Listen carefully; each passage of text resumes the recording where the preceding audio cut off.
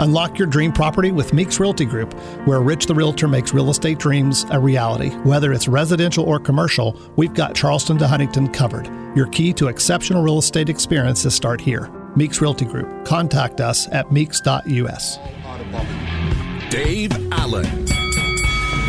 Hey, folks, a good morning to you. Welcome to the show on this day after the election day. Biggly, Piggly, Wiggly hotline 304-345-5858. Tony the Taylor text 304-935-5008. Dave Allen Show comes to you from the Par-Mar Store studio. If there's not a Par-Mar store near you now, there will be soon.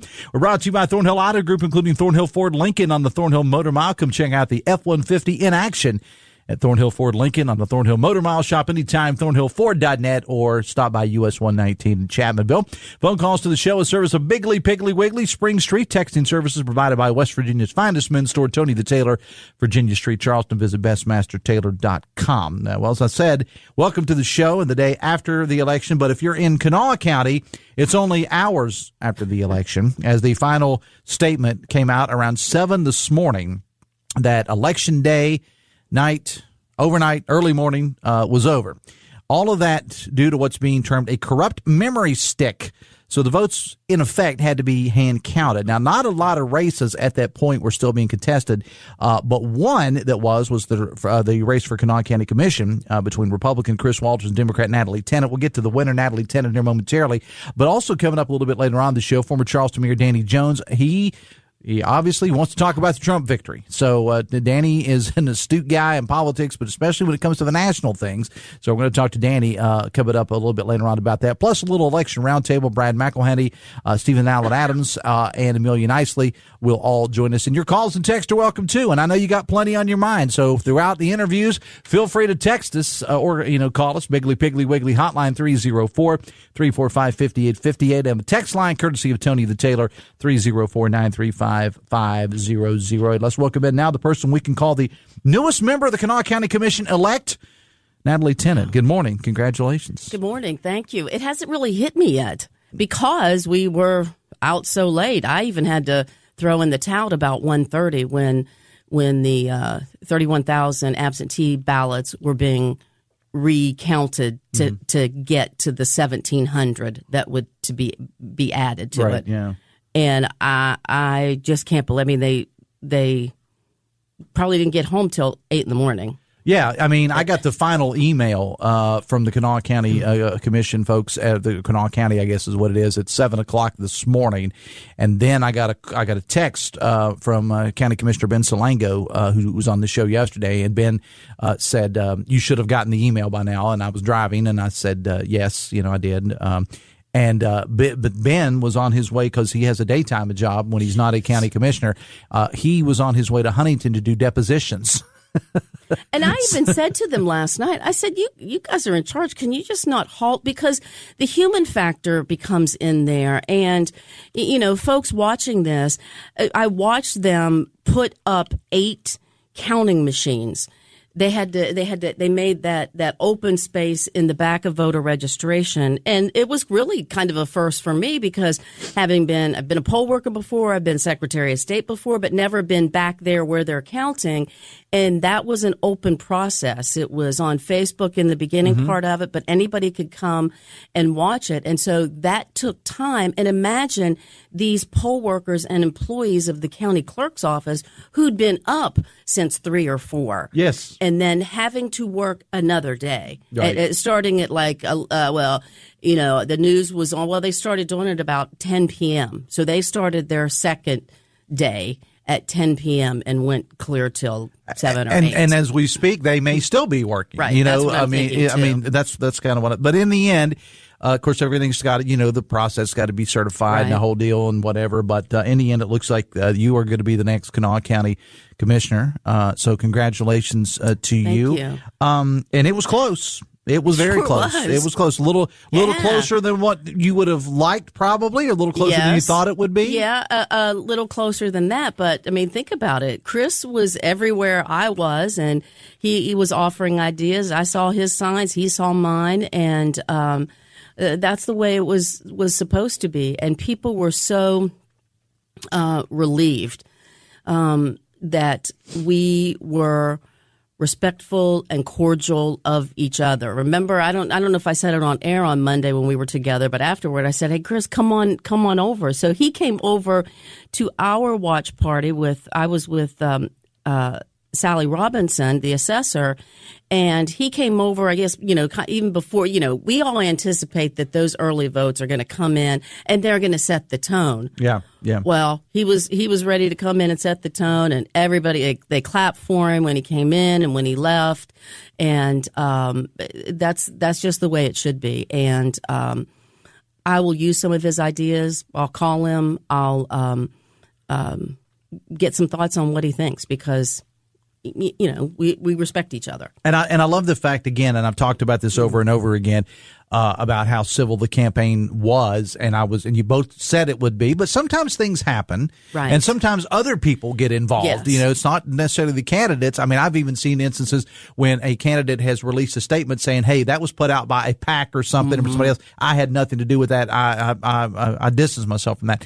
But even last night, I texted both of you and I said, "Look, I want the winner of this to be on the show tomorrow morning."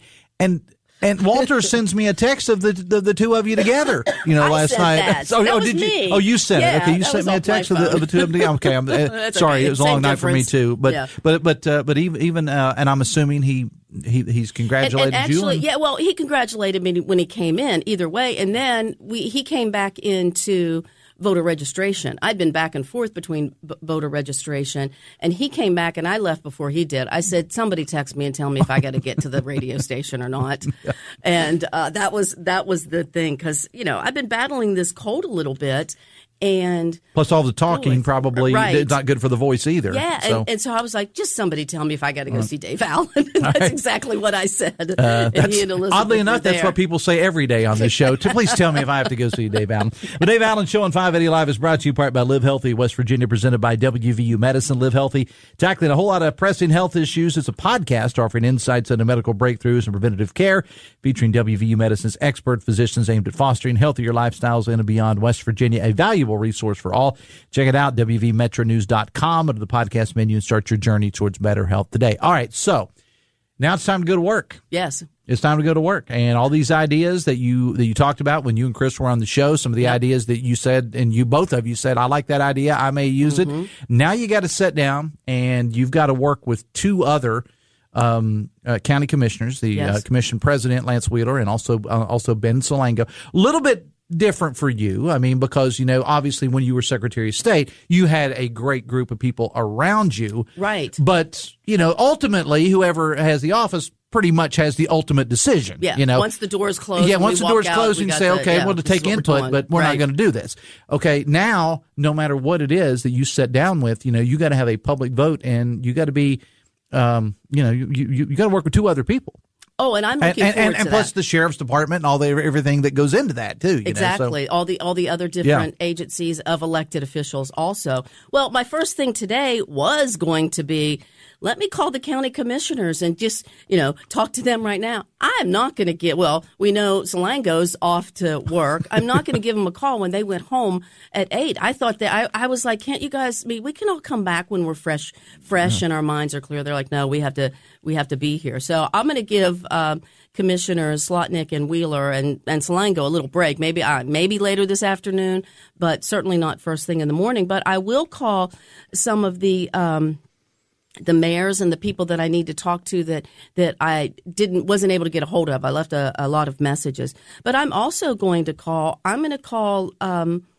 Patrick Morrissey. I'm going to call Jim Justice. I'm going to call Shelley Moore Capito, because she's the senior senator now, and there is that relationship between counties or among counties and our federal representatives that we still need that help. And I want them to know that I'm right here and we can still move forward. I'm hopeful that we get some of the same funding that we've gotten over the last 4 years, whether it was ARPA, whether it was the IRA, and that money to continue to do the work that has been planned. So that's why I think the federal and state elected officials also. Let me see. I saw JB. I'm thinking of all the Kanawha County. Tristan Levitt, he and I see each other all the time. I'm trying to think of the new the new delegates. I saw JB. Who else? Everybody else is pretty much the same, right? In the county, Dana Farrell. Dana Farrell ran unopposed. Right. Dean Jeffries ran unopposed. So you'll be working with a lot of those with those people, because being in Kanawha, I mean, all of the county commissions around the state keep an eye on Charleston, but especially when you're in Charleston, you're going to find yourself there and lobbying, so to speak, there to try to get things for the state's largest county and the seat of government. I want to give you an opportunity, though, Natalie, to thank some people, because I know you had a team around you, family, so on and so forth. So I'm going to give you a couple minutes. It's your time. If you just want to thank some people, you go right ahead. Well, I thank, first and foremost, the voters who believed in me. I've gotten so many texts and messages. It's like, that's where we need you, Natalie. We need you to be there. But I also thank them not just for their vote, but for their time and confiding in me what they are concerned about. And those are the things, the next steps that I also have to get together with. Those things that I pointed out, the water, some internet. We know what we can get on the internet. I hope that we still get the $1.2 billion in the BEAD project with expanding internet. And so I thank the people who saw in me what is possible, that we can do that, and those voters. And I'll be out and about, doing my same things, going to dinners, going to festivals, going to things like that. And of course, the volunteers who helped me and my family. We're a little bit different now that we're all in different places. And, we FaceTime to head into election night last night. So, it's always tough on the family. And my daughter is of an age now where she is a young journalist.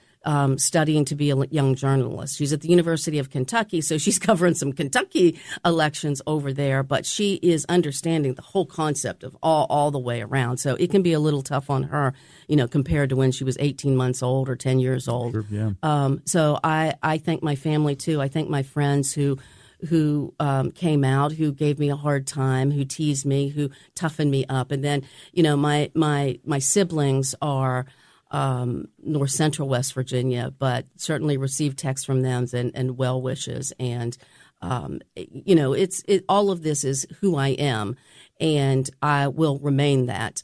I always just gut check myself. My dad's no longer living. My mom's been gone 13 years, but I would always be, if I make this decision, can I go back to the farm and explain it to my dad, to my mom, and to my siblings? And it'll still be that.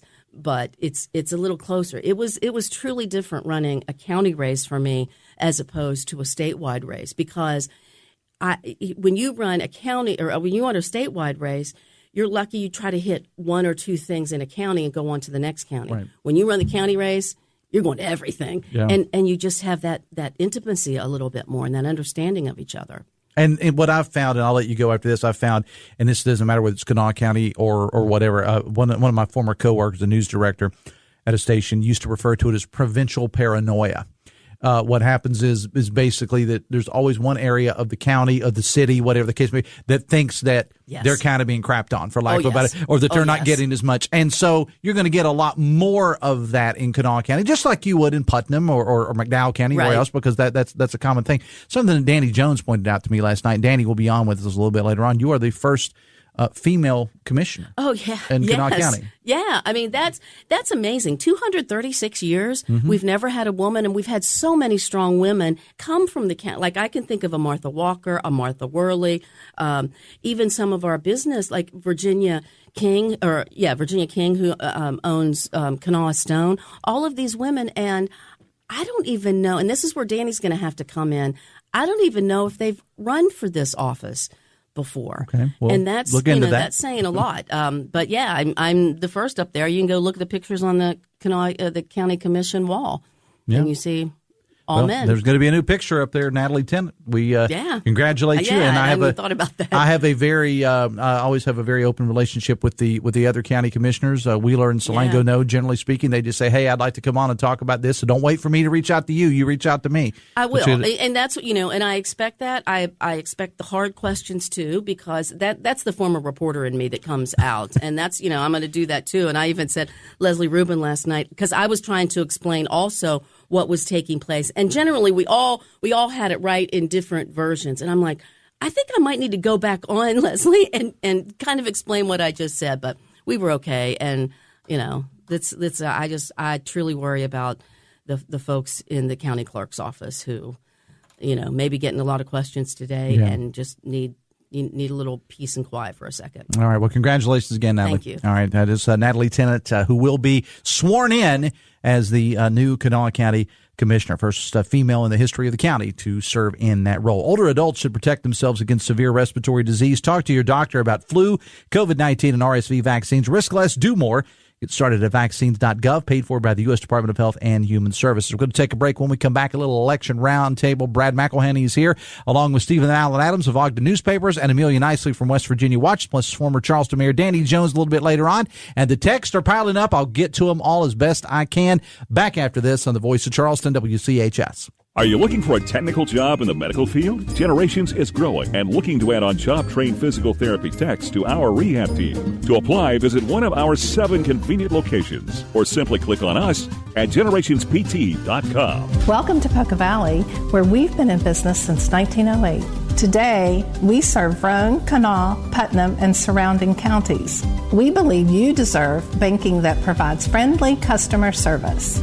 For all of your financial needs, stop by one of our 8 convenient locations. Call us at 844-782-2651 or visit us online at PocaValleyBank.com.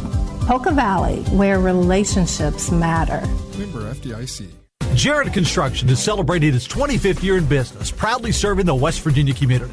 They extend heartfelt thanks to their clients for their trust and support over the years. From schools and hospitals to car dealerships and apartments, Jarrett Construction has been dedicated to building quality projects that make a difference. Their commitment to excellence in the community remains unwavering. For all your construction needs, choose Jarrett Construction, where your vision becomes their mission. Visit jarrett-construction.com. Thank you for making their 25 years successful and impactful.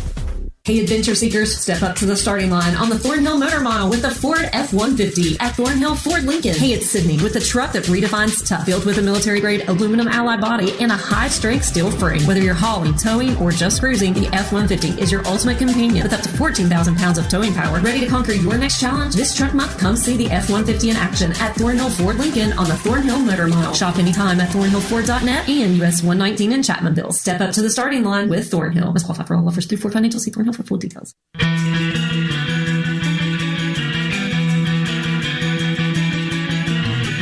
923, the Dave Allen Show on 580 Live is brought to you in part by Meeks Realty Group. Rich the Realtor, always happy to take your call. Beautiful listing we've been talking about, Scott Depot, 75 Poinsettia Drive. 5,600 square foot home. Too many features to mention. Does have 6 bedrooms and 2 half baths, 2 laundry rooms, and a full house generator to make sure the power always stays on. Call or text Rich the Realtor 304-932-7488. Let him tell you more about this property. Hoppy coming up at 10:06. Of course, Metro News Talk Line with all the election talk. And that's coming up at 10:06. Former Charleston Mayor Danny Jones is going to join us a little bit later on. We have with us now Stephen Allen Adams from Ogden Newspapers. Good morning, sir. Good morning, Dave. Wide-eyed and bushy-tailed. Amelia Knisley of West Virginia Watch. Good morning. And we also have Brad McElhinny. Brad, good morning. How are you, sir? Oh, hi. I am here at Metro News Central in Morgantown, and occasionally I see Hoppy Kercheval walking by to go get a cup of coffee. Now, so what's the mood up there? Everybody's tired. And I was going to say, everybody kind of looks hungover, but there was no alcohol. I mean, at least not here anyway. We didn't have any here. Maybe Stephen had some. I don't know. We didn't have any. No, there was no alcohol in my Stanley mug at all. Amelia is silent. Okay. Brad, I'm going to start with you. Not a bad night to be a Republican in the state of West Virginia last night. Brad, I'll start with you.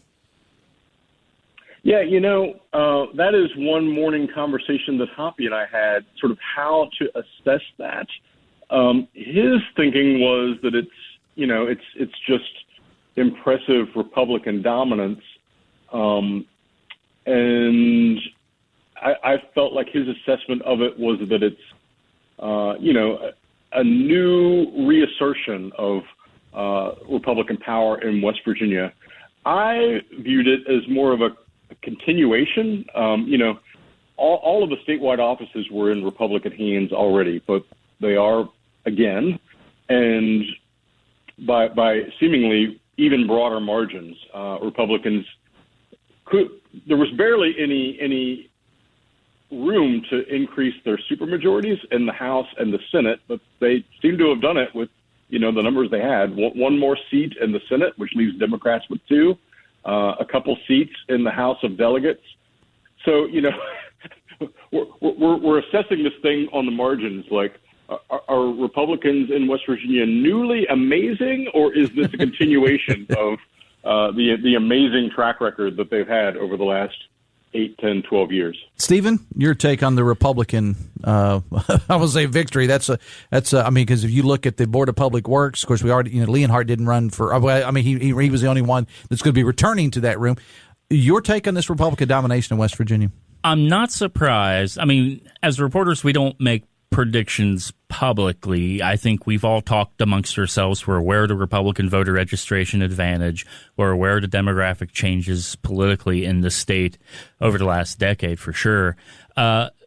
I'm not surprised Republicans won, for governor, for U.S. Senate, for congressional seats, for Board of Public Works seats. I am a little taken back by the margins. You're talking 25, 30, 35-point margins for the most part for everybody. It was very, very, very massive. And as Brad talked about just there, you're losing a Democratic seat in the state Senate, so they go from 3 to 2 in the 34-member body. And, of course, we haven't seen numbers that low in a political party since Donna Boley was the only Republican in the 80s. And then on the House side, of course, they're dropping from 11 to 9 seats in that 100-member body. So I got to tell you, I'm not surprised Republicans won. I am a little surprised by just the margins. Amelia? I agree with what Stephen and Brad said. I was looking at the Eastern Panhandle just to dig into those numbers a little bit. That was an area of the state that has, more Republican registrations than Democrats, but has a growing number of independent registrations and has a changing population, a younger population, people leaving D.C., wanting to live in West Virginia and commute into the city. And still, Republicans won every race there in the House and the Senate. I think one of the closest ones was still 1,000 votes apart. They really weren't close races. I thought that was really interesting because that was one part of the state. I thought, we might see a couple Dem pickups here, but it's still very red. It didn't happen. Jim Justice and Baby Dog are on their way to Washington. The U-Haul. I was going to say the U-Haul's pulled up to the governor's mansion, but probably not. So they're headed to Washington. Brad, your take on Jim Justice, U.S. Senator? Man, it is going to be an adventure. And, again, last night, he told his audience at the Greenbrier, his supporters, that no one in their right mind would want to go to Washington, D.C., but he said he is willing to do it because he believes the voters have asked him to. He believes West Virginians will benefit from a Republican majority in the Senate that he is clearly contributing to by virtue of winning that seat that had been held by former Democrat and now independent Joe Manchin. But how he has been one of a kind as governor, and I think he will continue to be one of a kind as senator. All these questions remain. How will he treat his dog? How will he physically get around the Capitol? And it's a big place. He doesn't move about easily. He tends to sit when he makes presentations. And what is his commitment to being there when he needs to be? And I don't think I'm surprising you guys when I just quietly whisper that there are questions about whether Jim Justice will serve out a full term. He says he will. He says he will, but I think a lot of us do have questions about that. I just had this whole idea when Patrick Morrissey, we'll get to him momentarily, guys. Patrick Morrissey goes over to the governor's mansion. I don't know if anybody's been in the governor's mansion in a while. I picture the furniture. There's bed sheets on it, kind of like your grandma's house possibly. All the milk in the fridge is expired because nobody's been there in the last several years. Patrick Morrissey as the governor, Amelia. Yes, he easily won that last night. Polls closed at 7:30, and I think my phone buzzed at 7:31 that the AP. He started giving his speech at 4. I think yesterday. Yeah, so he easily won that one. In his acceptance speech, he talked a lot of the same points that he has on campaigning. He's really committed to auditing a lot. He loves a good audit, so he wants to look at where he can save money, potentially give money back to taxpayers in the form of a tax cut or in those savings that he finds by auditing. And he also, of course, talked about I think, going against any federal overreach when it comes to energy. He really wants to bring energy jobs back to West Virginia. And he talked about expanding school choice, which is something he's really passionate about.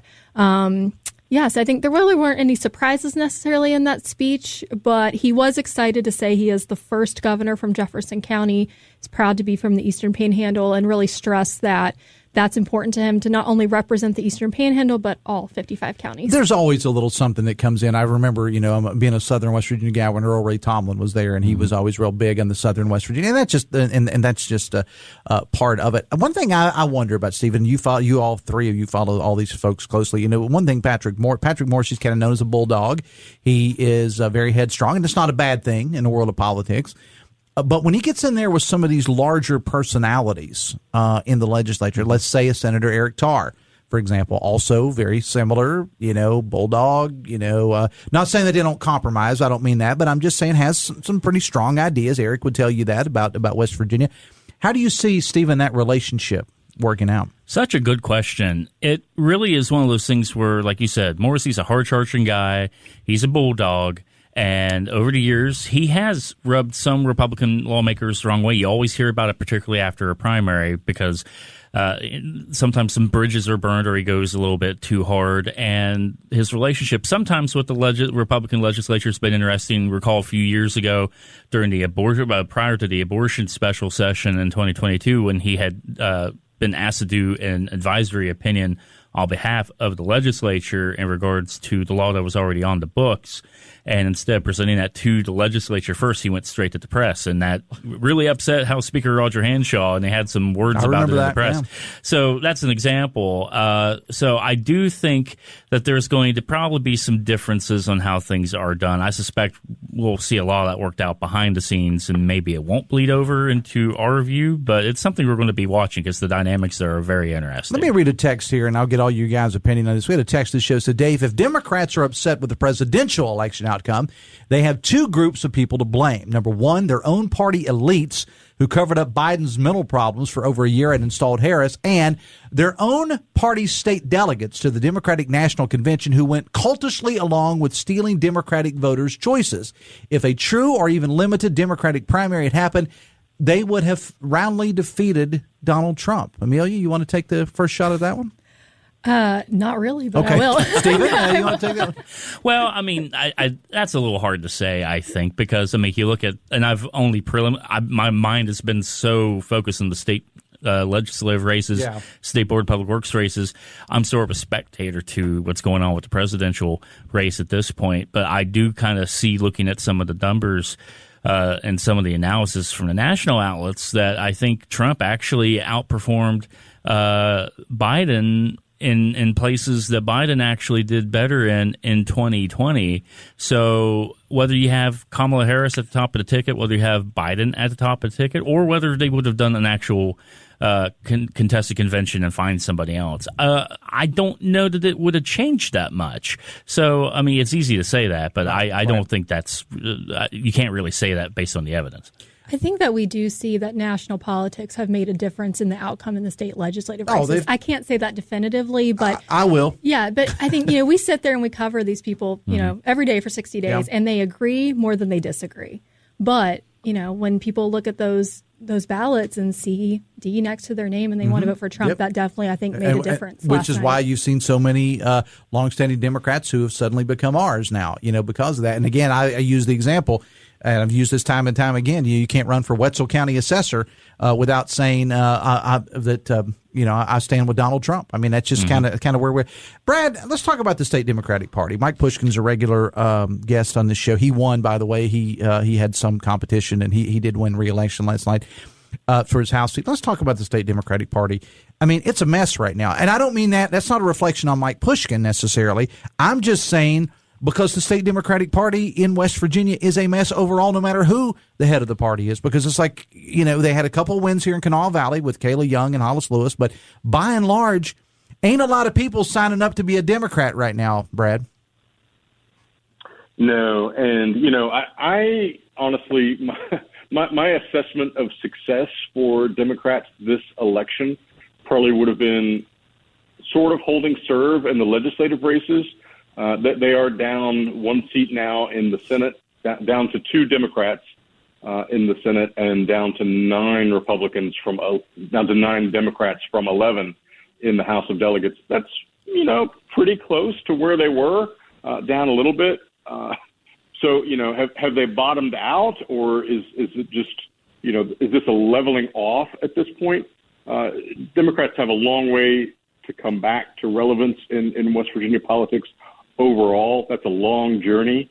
And again, you see another cycle of former Democrats, now Republicans, successfully obtaining office. And one that comes to mind is former Democrat Mark Hunt, who has served in the state Senate, now is going to be West Virginia's auditor.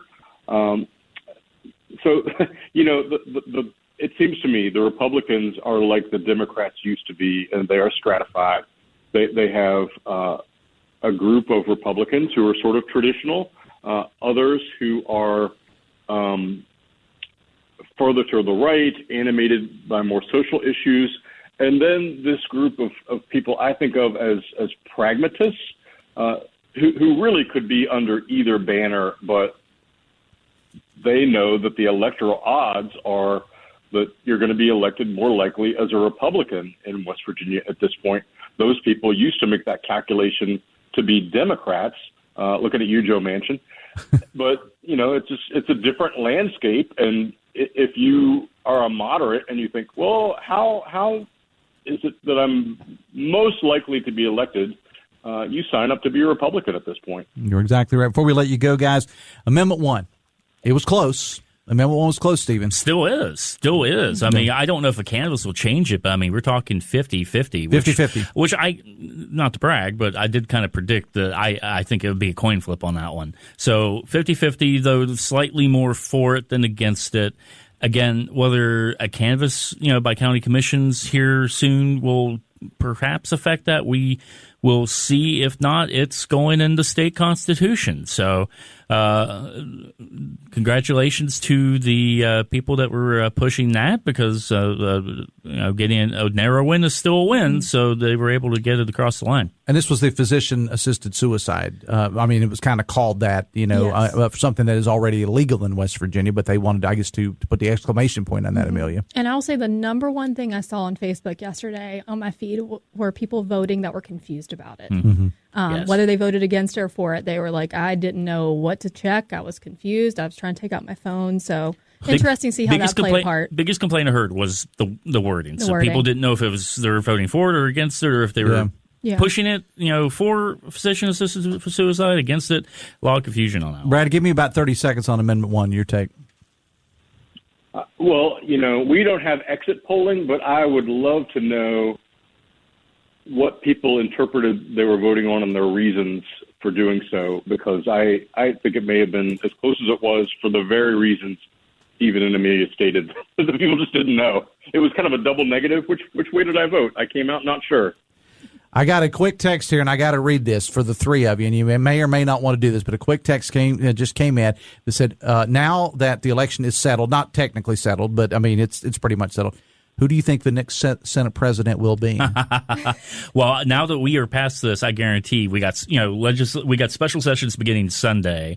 They'll technically go in and caucus, I think, and choose their leadership for the next legislative session, probably beginning in December. But now I think you're going to start to see some names really pop up and some people give us real one. vocal. Give us one, Steve. Obviously, Eric Tarr, the Senate Finance Committee chairman. Tom Tacubo, the majority leader, is up there for sure. I've heard other names like State Senator Mike Oliveria. You've heard that too, Amelia. So, it's going to be a free-fall. All right, Amelia, give me a prediction. I don't want to predict. Okay. I'm going to echo those same three names that I had heard Amy Grady, but haven't heard that more recently. It's a full-time job, and Amy is committed. Senator Grady is committed to her classroom. Yes, I don't see that happen. Brad, you want to go along with the other two? I think it is very fluid. Sometime soon, I expect Judiciary Chairman Charlie Trump to resign to take his Supreme Court seat. Mark Hunt may wait a little later to resign. He may have his replacement designated by incoming Governor Morrisey. And then, who knows if the Morrisey administration may take some senators and put them into cabinet roles. So I don't think this is the final shape of the Senate, and the shape is going to determine this underlying battle for who the president is. All right. Guys, I appreciate it. It was a long night for everybody. Brad up in Morgantown, Amelia and Stephen in the Par Bar Store studio this morning. I appreciate everybody for being here. Thanks a lot, guys. Thank you. Thank you. Thanks a lot. Right, Brad, we'll cut you loose while I read a quick text here. It says, Dave, the fact that Mayor Amy Goodwin bragged on your show about being in the same college sorority as now County Commissioner Natalie Tennant proves how selectively elitist the West Virginia Democratic Party has become. Text says, Dave, West Virginia and the whole United States still has common sense. Voters spoke loudly last night and chose candidates that had some common sense policies. The United States citizens are sick and tired of a left's woke agenda and proved that last night. President Trump's policies will again help America recover from the devastating policies of the Democratic Party. Hey, candidates, the election is over. Do us all a favor and get out there and gather up your signs, says a texter. Agreed. Texter says, Dave, Morrissey is the one that has caused the drug and homelessness in the state, helped to flood our state with opioids. Text says, Dave, just wanted to thank Biden for all the jobs that he's brought to our states. We're back after this with Danny Jones. The Dave Allen Show on 580 Live is brought to you in part by Generations Physical Therapy, offering concussion care, pre- and post-operative rehab, fall prevention, water therapy, women's health, workers' comp care, and more. And they're the experts in treating neck and back pain. For an appointment, call 304-760-5660 or visit generationspt.com. Back after this on the Voice of Charleston, WCHS. Brought to you by the Eric J. Tarr Family Businesses. Eric J. Tarr Family Businesses care for your family. Did you know that most homes and businesses in West Virginia have some sort of foundation settlement problem? If you're experiencing a settling foundation or sunken concrete slab, call the professionals at Marco Concrete Lifting. With the most advanced solutions and engineered equipment, your structural stability is their top priority. Marco Concrete Lifting can provide a structural engineer referral upon request. Protect your biggest investment, your home. Call Marco Concrete Lifting today at 722-LIFT. That's 722-LIFT. Are missing teeth affecting your confidence and quality of life? Dental implants may be the right option for you. Let Garib Dental Group, with their skilled team of doctors at 6 locations, be your trusted source for dental implants. With dental implants from Garib Dental Group, you can eat, speak, and laugh with confidence. Dental implants can change someone's life for the better. Visit GaribDentalGroup.com to find out more and take the first steps towards a healthier, happier smile. And at Garib Dental Group, like always, we love to see your smile. Bigley Piggly Wiggly on Spring Street has served 3 generations of shoppers since 1955 as the largest locally owned independent grocery store in the area. The Joseph family owners grew up here, so you know they're invested in the community. They provide the biggest variety of choice meats, the freshest produce, an in-house deli bakery, great wine selection, and more of your favorite brands. Every purchase gives you gasoline points so you can save at our pumps. Order online for pickup at BigleyPigglyWiggly.com. Bigley Piggly Wiggly on Spring Street. No one beats the pig. Turn your dial to 580 WCHS, the heartbeat of Charleston, for all things news, entertainment, and sports. Kickstart your day with the latest headlines on the morning news. Then dive deep into Kanawha Valley's pulse with Dave Allen on 580 Live. Wander West Virginia and beyond with Hobby Kercheval on Metro News Talkline. Then Dan Bongino at noon. End your day on a high note with pop culture and sports. Dave Weekly and Coop on Hotline and the statewide sports line for all things WVU. Your connection to Charleston is 580 WCHS. 60 minutes away from 10. Bigley Piggly Wiggly hotline 304-345-5858. Tony Taylor text 304-935-5008. The Dave Allen Show on 580 Live brought to you in part by Pinnacle Consultants. Pinnacle offers a 4-phase assessment for your properties: inspection, sampling, and analysis, comprehensive reporting, and management planning. Visit pinnaclecorp.net because what you don't know can hurt you. Text says the Brondo will be flying off the shelves in celebration of Trump's victory. I do want to say this. I did have the County Commissioner Natalie Tennant on with me. Well, she's not County Commissioner yet, but will be. I have reached out to all, or I will. I haven't yet reached out to all of the winners from last night, and over the next week or so, I'm going to have all the best I can here in the Kanawha Valley, all the winners on the air. So didn't want to think I'm slighting anybody. I just kind of wanted to get the news about the election, and especially since Kanawha County just wrapped up at 7 a.m. this morning, had to get to that first. Deb Rusnick is going to be your next prosecuting attorney. I'm going to talk. I've already been in contact with her. I'll have her on the show over the next couple of days. J.B. Akers, Hollis Lewis, Kayla Young, all those people won as well. I was just texting with J.B. Oh, okay. By the way, Danny Jones is here. Danny Jones is here. Danny, a late night for Mr. Jones and myself last night, although it wasn't 7 a.m. We didn't stay till 7 a.m. So, all right. So, and again, all the results are available at WVMetroNews.com. And, of course, Hoppy is going to have continuing coverage throughout the day. But I want to talk to you, sir, about the big elephant in the room, and that is Donald Trump is going to be the next president, number 45 and 47 of these here United States of America. Your take, sir. It's the largest comeback, biggest comeback in the history of American politics. And I'll tell you a quick story. What is the stuff you said will be flying off the shelves? Brondo. Brondo. And I had to look up to see what Brondo was because I didn't know. When Cassidy Hutchinson, I read her book, and she said that when he was putting on the mask, he said the Brondo came off on his cords, and that's why he didn't like to wear a mask, because the white the white bands, and that's why Trump didn't like to wear a mask. Well, there are multiple matches for Brondo, according to the Google machine. A fictional drink from the movie Idiocracy, a real energy drink, and a brewery kettle sour pale wheat ale, real energy drink. It's amino acid activator. Apparently, there's a lot of different definitions of it. So, you told me last night, though. Let me see. You told me last night, and you've kind of gone back and forth because different information becomes available. But last night, when you came in with me on the WCHS coverage before we even started, you said to me at about 6:45 last night, Trump's going to win this thing. Yeah, and I told Hoppy that almost a week ago. Yeah, and because you could tell by the moods of the campaign, and I think that he ended every one of his rallies with, and all his public appearances, are you better off now than you were 4 years ago? And the answer to that is obviously not. And Vice President Harris never offered a solution to that or really anything. There was just no there.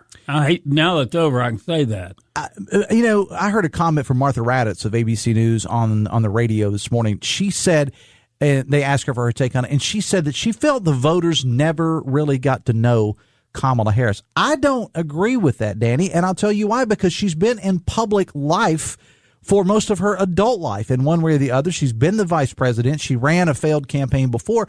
If you didn't know Kamala Harris, that's on you. Now, granted, some of her views have changed a little bit when she ran for president. That makes her look worse. But yeah, I agree. But if you say you don't know who Kamala Harris was and voters were confused by it or whatever, I mean, it's all out there. I don't buy. I have a lot of respect for Martha Raddatz, but I don't agree with what she said there at all because it's all out there, Danny. And whether it's right or wrong, all those court cases called lawfare, that's what the Republicans call it. Yeah. That works in Trump's favor. Agreed. Now, he's still got a bunch of them ahead of him. He's got a sentencing November 27th, as a matter of fact.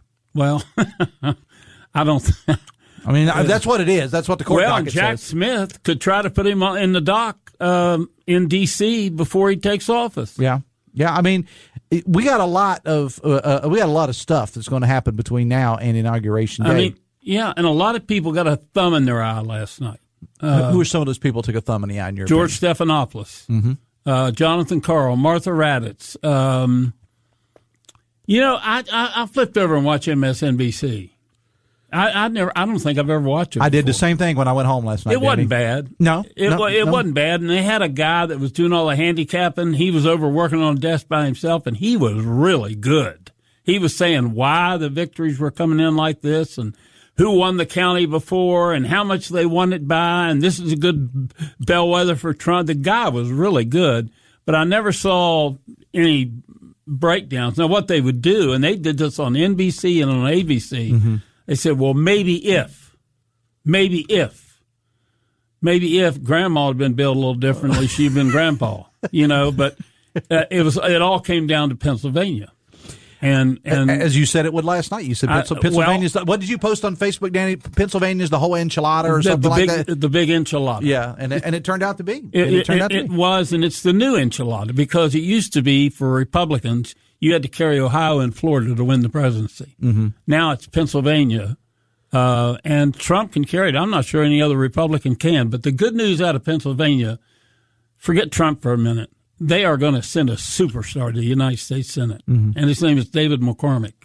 and you couldn't do any better than this guy. I've been watching him for a long time, and he got beat in the primary because Trump wanted Dr. Oz last time, but he is really good, David. Really good? Yes, and they, and of course, Sherrod Brown, I think they're going to have about 53 Republican senators, and that may be enough to do a majority because you got two maverick senators, one Susan Collins and the other is the one from Alaska, and she's worse. Right. Susan Collins, you might be able to hold in the fold. All right. But leave it right. We've got to take a break because I want to keep you in through the break because I got a couple other things I want to ask you too. And I got some text to get to. If you want to call us or text us, Biggly Piggly Wiggly hotline 304-345-5858. Tony Taylor text 304-935-5008. The Dave Allen Show on 580 Live. Brought to you part by Bridge Valley. If you're interested in improving your company's IT workforce, know they offer custom tailored IT training that is to bridge the skills gap. You can train for little or no cost. 50-50 salary match. They can also supply skilled graduates and apprenticeships for your company. Visit bridgevalley.edu/apprenticeships today.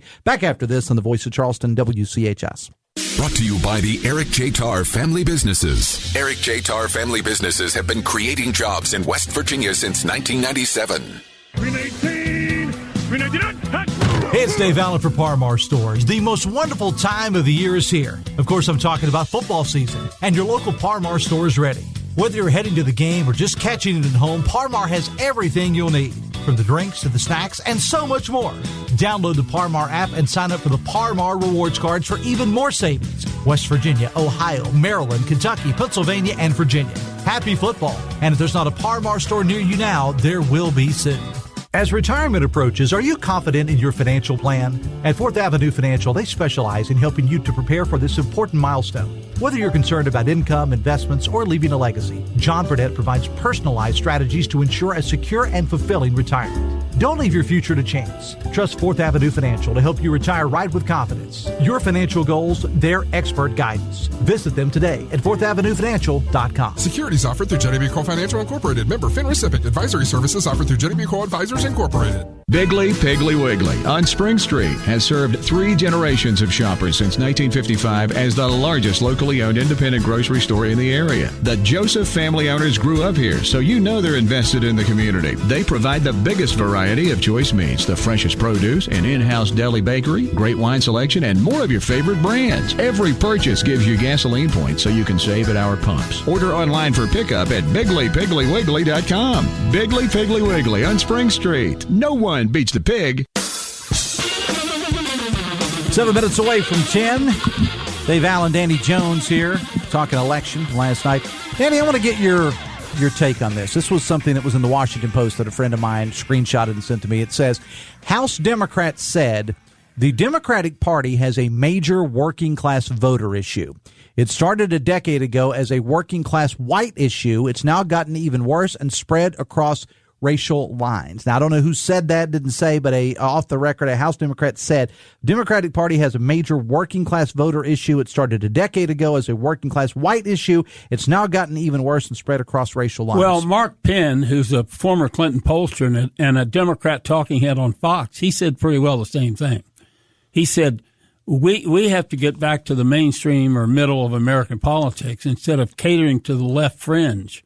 And of course, the problem with that is they're going to have AOC turn into Marjorie Taylor Greene if they do that. Yeah. So that's a problem for them. It's a problem for our Republicans, too, because you've got these people in the House, people like Marjorie Taylor Greene, Nancy Mace. What's that guy from Florida with a high forehead? Matt Gaetz. Yeah, they're interested in their own fame. Yeah. They're not helping. They're interested in their own brand. They're not interested in helping the Republican Party or helping the country. That's my feeling. The Dave Allen Show on 580 Live brought to you in part by Huston's Pizza, where at Huston's get a large 18-inch pepperoni pizza and a pizzadilla, only $21.99. Text says, ask Danny, when do we start rioting?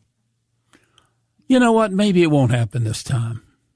Maybe people. Somebody told me that Al Sharpton spoke on MSNBC or something and said there will be no riots. There will be. Well, good for him. Yeah, because there shouldn't be. Because we're going to accept this. You know, and I just always hope with President Trump, because I'm not a supporter, and I always hope that he'll behave and quit punching down at people. That's his biggest. That's his biggest sin. He punches down at people. Yep. And it's really. It's hard to take, and it's not fair because he's the top dog. And, punching down like at Liz Cheney. I mean, you don't be a sore winner, man. Well, right? Look, I've made my my feelings on President Trump well known. I was a supporter, voted for him twice. Can no longer support him. However, he is my president, and I'm kind of old school that way. That Joe Biden, whom I did not vote for, did not support his policies, was my president. Kamala Harris, had she been elected, would have been my president. That's kind of the way this whole American thing works, Danny. That's the way it works. Here's what I'm afraid of. They're going to mess up his inauguration. In other words, last time, the left. And the way they'll do it, anybody that he tries to get to perform, they'll say, you go there and we're going to ruin your brand. I mean, it's going to be Lee Greenwood. It's going to be Hulk Hogan. I mean, you can pretty much go ahead and write it down now. That's who it's going to be. Well, last time. And I could be wrong. I don't think any quote unquote main, and with all due respect to Lee Greenwood, the guy's not had a hit in 35, 40 years. I don't know that you're going to get a A-list celebrity to want to perform anyway. Last time you had Garth Brooks, and they got to him, and he said, sorry, I can't do it. Andrew Bocelli, the blind opera singer, can't do it. It used to be, and things like that, Danny. They were for everybody. It was an honor to be asked to do that, and it wasn't an endorsement of the political candidate. But for me, it's for everybody. All right, let me read a text here. While I voted for none of the Republicans that won, says a texter, I'm not sad they won. I think in the future, many problems are going to surface based on the amount of tax cuts and monies needed to solve problems in West Virginia. The problems are many and will not solve themselves, Danny. Yeah. You're right. Do you like the way give me your opinion of the way West Virginia's headed right now? Because, again, they're going to run out of money. Patrick Morrisey's going to be your governor. Jim Justice, at least for a while, is going to be in Washington. More seats were picked up, super duper duper majority. Run out of money. And you think West Virginia's going to run out of money? I think it's going to come to that. I'll tell you what I think they're going to have to do. I think they're going to have to privatize PEIA. It's been talked about before. You mean the way it was done with workers' comp? Which used to be PEIB. Mm-hmm. And I think they're going to have to privatize it, put it off onto Blue Cross or somebody like that. Mm-hmm. And then it's going to be tough on the employees, because then the government can say, well, look, that's them. Mm-hmm. We can't make that up. Now, because they control it, the government controls it, they can make it up. Let me throw this in here. The impact of Special Olympics extends far beyond the athletes themselves. Well, there's a great video, the highlights of Special Olympics. You can check it out, and it's all brought to you by the fine folks at Huntington. Text says, Dave, called it earlier this morning. Montana Senator Democrat John Tester has lost his seat to Tim Sheehy. Big deal, says the texter. And so did Sherrod Brown. Mm-hmm. And boy, I'm going to miss those TV commercials. Oh, Mike Rogers. I think he won in Michigan. All right. Give me the last 30 seconds here, Danny, on your take on Trump winning the White House. I think it's a big deal, biggest comeback in the history of American politics. I'm always optimistic at times like this, even when a guy I didn't vote for. But I want President Trump and our country to be successful. Good way to leave it. Former Charleston Mayor Danny Jones coming up on Talk Line 1006. We're going to Hoppy Kirchville. We'll be joined by some of the same people I had on here, including Brad McElhinny and Stephen Allen Adams and others, to talk about all things politics in West Virginia. Coming up on this show tomorrow, we'll spend a little bit more time talking about politics. Plus, Aaron Noon from the Charleston Area Alliance will be stopping by, and Jennifer Fleshman from the YWCA. The Dave Allen Show, brought to you part by Morgan & Morgan, America's largest injury law firm. For Danny Jones and all the rest, and producer Matt Guitar Murphy, thank you so much. See you tomorrow. Till then, have fun and love somebody.